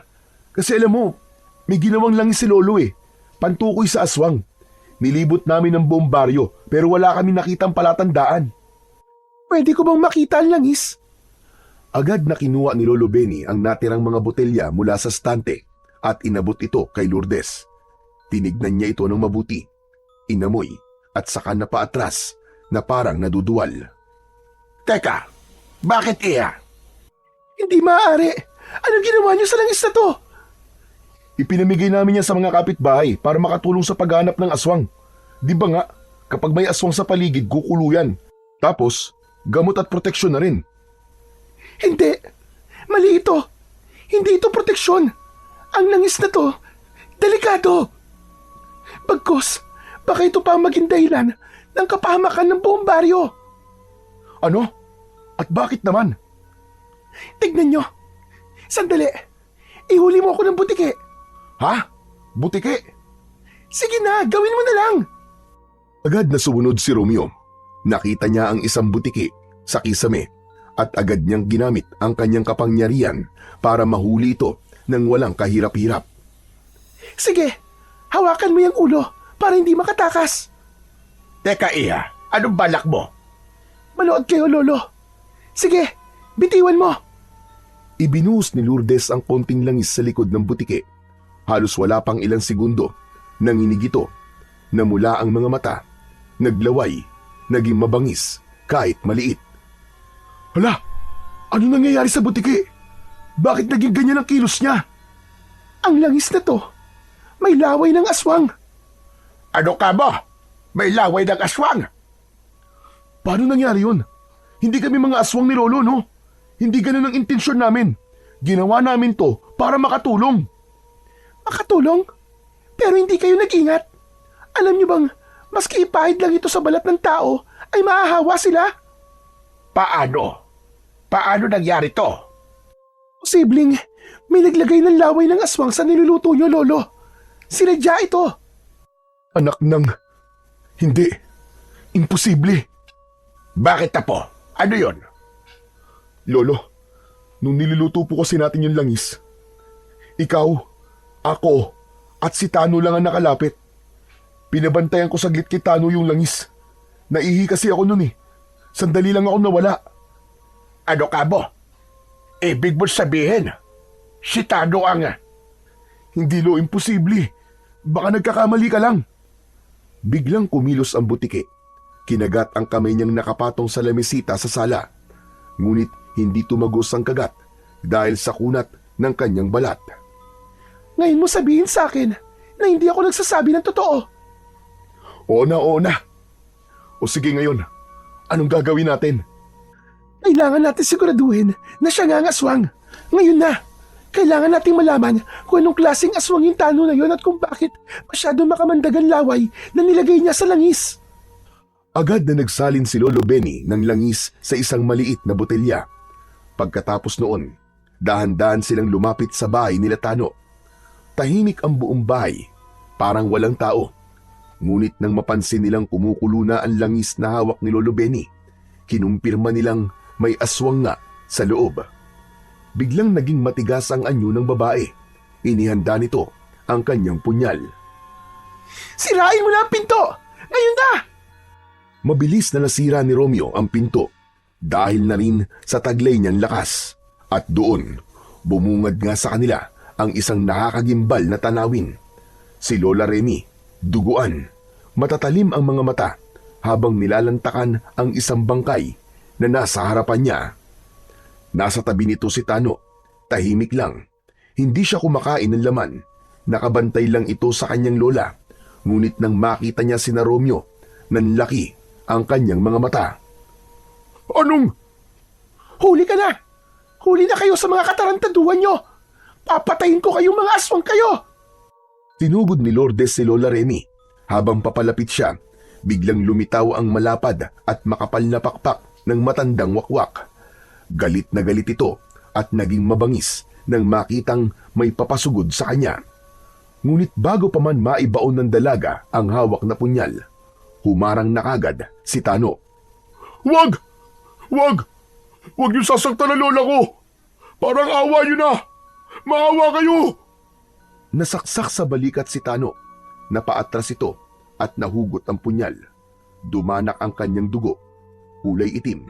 Galit na galit pa rin ang babae. Agad itong hinatak palayo ni Romeo. Bitiwan mo ako! Ano ba? Papatayin ko ang mga aswang na yan! Sandali lang! Huminahon ka! Huwag kang padalos-dalos. Huwag ka rin masyadong mainit. Kita mo naman, di ba? Sukol na sila. Hindi! Hindi mo ako naiintindihan eh! Pakawalan mo ako! Alam niyo ba kung bakit ako naging ganito? Namatay mga magulang ko sa kamay ng isang albularyo. Kaya sumanib ako noon sa kulto ng mga aswang. Sumamba kami sa demonyo. Pinagkalooban kami ng kapangyarihan. Ginawa ko to para ipaghiganti ang mga magulang ko. Wala naman silang kasalanan eh. Nagpagamot lang sila noon dahil sa isang simpleng sakit. Pero yung manggagamot na yon, aksidenteng nalason silang dalawa. Sabay silang namatay. Tapos, si Lola biglang nagkasakit. Ayokong mamatay siya kaya hinawaan ko siya. Ginawa ko siyang aswang na tulad ko para matagal pa kami magkasama. Takot ako. Takot ako mag-isa. Takot kang mag-isa? Bakit kasalanan ba namin lahat ng ginawa ng albularyo na yon? Siraban tok-tok mo, Chong! Wala kaming kinalaman sa pagkamatay ng mga magulang mo! Wala akong pakialam! Lahat kayo uubusin ko! Lahat kayong mga albularyo! Maswerte nga lang kayo ng lolo mo eh. Kasi hindi nyo pa oras. Inuna ko muna ang mga taga-ibang baryo. Pero ngayon, papatayin na rin namin kayo! Biglang umungol si Lola Remy, naghanda sa pag-atake. Yung langis, Lolo! Akin ang langis! Inihagis ni Lolo Benny ang langis. Sinalo ito ng babae. Agad niyang binuksan at isinaboy sa papasugod na aswang. Naging mabilis ang mga pangyayari. Nagsisisigaw ang matandang wakwak. Nagpakawala ito ng malakas na tunog. Lola! Bumagsak ang wakwak sa saig. Napunit at tila nasunog ang mga pakpak nito. Halos maabo ang dulo. Nangisay ito, hindi na halos makagalaw. Halata ang matinding sakit na nararamdaman habang ito'y nangyayari. Si Tano naman ay biglang nagbago. Ang kanyang mga mata ay naging pula. Lumabas ang matutulis na pangil at tumubo ang malalapad at malalakas na pakpak. Ang balat niya ay naging parang balat ng paniki. Maitim at makintab. Ang mga kuko ay humaba at tumalim. Mas malaki ito sa naunang wakwak. Humuni siya ng napakalakas, parang may tinatawag. Maya-maya pa, May narinig silang pagaspas ng mga pakpak sa labas. Sinasabi ko na nga ba? Marami na siyang nawaan. Lumabas silang lahat ng bahay. Sa labas, nakita nila ang halos 10 wakwak na nakadapo sa mga puno. Lahat sila'y galit na galit. Lahat sila handang pumatay. Nagkatinginan sina Romeo, Lourdes at Lolo Benny. Handang makipaglaban. Agad na inatake sila ng mga wakwak na yon. Nasugatan pa si Lolo Benny. Wala siyang dalang panlaban, kaya inalalayan siya ng kanyang apo. Lahat ay sinasalubong ni Romeo. Tila ginagawang isang matigas na pananggalang ang kanyang katawan upang hindi masaktan ang kanyang lolo. Ang babae naman, walang takot nitong kinakalaban ang mga umaataking halimaw. Halos 3 sa mga yun ang kanyang nasugatan. Sige lang, patayin niyo sila. Patayin niyo ang mga ginawa niyong aswang. Napahinto ang 3. Si Romeo, nagngingit-ngit na sa galit. Ramdam na ramdam niya ang bigat ng sinasabi ni Tano. Walang hiya ka! Maski mga inosente, dinadamay mo, hayop ka! Bakit ako sisisihin mo? Di ba't kayo naman ang nagpamudmud ng langis? Dadami pa yan. Lahat ng tao dito, magiging aswang. Kainis at pagkapikon, agad na sumugod si Romeo. Ginamit niya ang kanyang katawan. Binanat ito at binalot si Tano. Pinilipit niya ang katawan na parang lubid. Bitiwan mo kung hayop ka! Bitiwan mo ko! Hindi kita bibitiwan dahil papatayin na kitang hayop ka! Ang sama mo! Ang sama-sama mo! Sa isang mabilis na kilos, pinakawalan niya ang aswang. Pinatulis niya ang kanyang mga kamay, parang naging patalim. Walang alinlangan, itinarak niya ito sa dibdib ng dating kaibigan. Napasinghap naman ang aswang. Sumuka ito ng itim na dugo. Naubo, nasuka, nakaramdam ng panghihina, pero ngumiti pa rin ito. Kung akala mo, natatakot akong mamatay. Hindi. Ayos lang sa akin. Pero kahit mamatay ako, hindi nyo na mababago ang katotohanan. Kayo ang dahilan kung bakit dadami ang mga aswang dito. Hindi ka takot mamatay? Kung ganon, hindi kita bibigyan ng isang magaan na kamatayan. Lumayo si Romeo, tumingin kay Lolo Benny. Tapos ay muling ibinilog ang katawan at ipinilupot ito sa katawan ng wakwak. Lolo! Sunugin mo ako! Ano ka ba?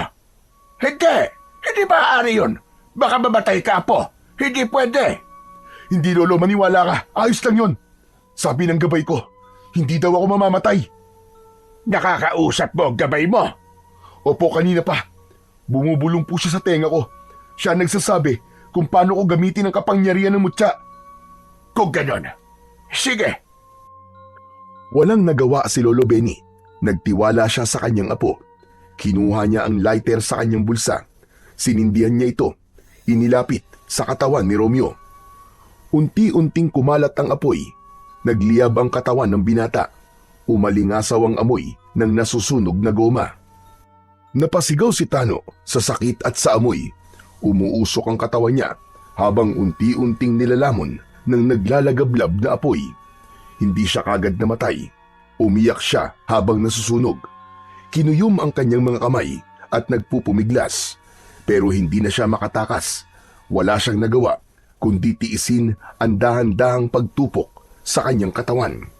Masakit at mabagal ang kanyang naging kamatayan. Nang makita ito ng ibang wakwak, sa halip na umatake ay napaurong silang lahat. Isa-isa silang nagsiliparan papalayo. Tumakas sila sa takot sa apoy at sa amoy ng nasusunog na goma. Nang tuluyang matunaw ang katawan ni Tano, huminto ang apoy sa katawan ni Romeo. Kusa itong namatay. Napaupo naman si Romeo, hingal na hingal at pagod na pagod. Sa tabi niya, nakahandusay ang katawan ni Lola Remy. Wala na rin itong buhay. Tapos na ang laban.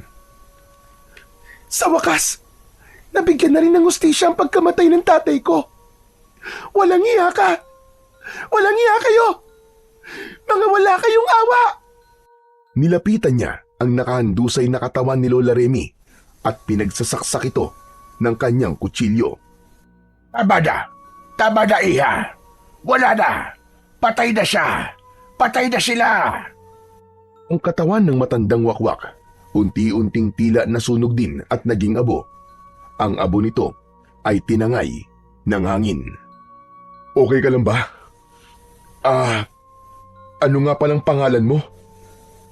Lourdes. Lourdes ang pangalan ko. Lourdes, salamat sa naging tulong mo sa amin, ha? Hindi. Ako nga ang dapat magpasalamat sa inyo. Pero hindi pa tayo pwedeng magdiwang sa ngayon.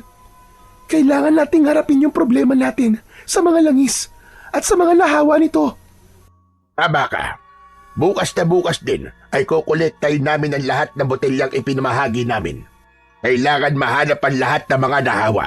At hindi ako titigil hanggat hindi ko sila na ibabalik sa dati. Kinabukasan, maaga silang gumalaw at ang balita, mabilis ding nakarating sa mga residente. Agad na naipon ng mga tao sa loob ng bakuran ni Natano. Gimbal sila sa nakitang bangkay sa loob ng tahanan ng maglola. Napag-alaman nilang aswang nga ang mga ito. Ginamit naman yung pagkakataon ni Lolo Benny para sabihin sa lahat na hindi epektibo ang mga naipamigay nilang mga langis. Nakiusap siyang ibalik lahat ng mga ito sa kanya. Hindi pa umaabot ang 1 oras, halos kalahati na ang nakapagsoli.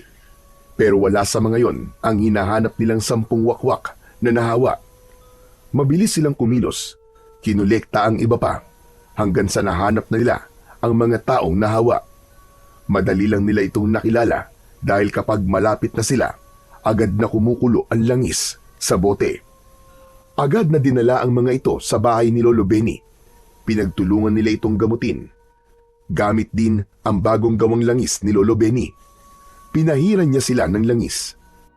Nagsunog din ito ng kamangyan at pinausukan ang mga naging biktima. Nagsuka agad sila ng itim na likido. Tumagal ang gamutan ng ilang araw. Araw-araw ay tinututukan nila ang paggaling ng bawat biktima. Si Lourdes naman ay patuloy na tumulong upang mapagaling ang mga tao. Samantala, hindi na nila sinabi sa mga tao ang buong katotohanan tungkol sa langis. May ilan na nagtanong kung bakit sila naging wakwak. Ang sagot na lang nila, nahawa sila ni Tano na di nila namamalayan. Pinili nilang hindi aminin ang kanilang naging pagkakamali upang hindi sila pagdudahan. Upang magamot silang lahat, ang mahalaga, mailigtas nila ang baryo at maibalik ang kaayusan nito. Pagkalipas ng ilang araw, gumaling na ang mga nahawa. Umuwi na rin si Lourdes sa kanilang baryo. Natapos na ang kanilang mga kalbaryo. Ngunit isang gabi, habang nakatambay mag-isa si Romeo sa loob ng kanyang jeep, biglang nagpakita sa kanya ang gabay. Romeo, pinatunayan mo na karapat-dapat ka na. Kaya ngayon, ibinibigay ko na sa iyo ng buo ang mutya. Gamitin mo ang kapangyarihan nito sa tama at sa kabutihan ng mas nakararami. Opo, pinapangako ko po. Buong buhay ko, gagamitin ko mutyang to para sa pagtatanggol sa mga taong nasa panganib. Lalabanan ko po ang lahat ng mga kampon ng kadiliman. Napangiti si Romeo. Maya-maya, ang katawan ng gabay ay biglang nagliwanag at unti-unting lumutang ito sa ere, pataas sa alapaap at kasabay ng marahang pag-ihip ng hangin. Unti-unti itong naglaho. At simula ng araw na yon, isinilang ang isang bagong bayani. Isang tsuper, isang superhero na handang lumaban sa anumang uri ng kasamaan sa kanyang paligid. Sa bawat biyahe ng kanyang buhay, dala niya ang tapang, ang mutya at ang pangakong ipagtatanggol ang mga inosente habang siya ay nabubuhay. Mga idol, sana po ay nagustuhan niyo ang ating kwento. Ngayon naman po ay dumako na po tayo sa inyong pinaka-nire-request at pinaka-hinihintay na shoutout portion. Ano pa pong hinihintay natin? Eto na po. Shoutout po Mari Lucredo. Shoutout po Imrilin from California, USA. Maraming salamat po sa suporta nyo mula dyan. Shoutout po Lightworkers. Shoutout Jesser Cuenca from Dubai. Shoutout din po Mary Jean Rivera from Oman. Shoutout po Josephine Marcaida. Maraming salamat po sa suporta. Leia Bautista from Caloocan. Dance Mix Vlog. Shoutout po sa Barbero ng Pasig. Maraming salamat po dyan sa inyo sa mga taga-Pasig. Shoutout din po Dimna Timbre. Shoutout Barangay Badyang, Jaro Leyte, Camillier Family. Hello, shoutout po sa inyo. Brian Jan Parcon from Lapu-Lapu, Cebu. Shoutout po Clark Knight from Iloilo. Shoutout po Amelia Namani from Israel. Wow, shoutout po sa inyo dyan. Chona Baisona, shoutout po from Malaysia. Muli po, maraming salamat po sa inyong walang sawang suporta at pakikinig ng mga kwentong aswang at katatakutan sa aking munting channel na The Voice Addict at Apong Isaac. Hanggang sa susunod pa pong kwento na magpapatindig ng inyong mga balahibo mula sa mundo ng kababalaghan.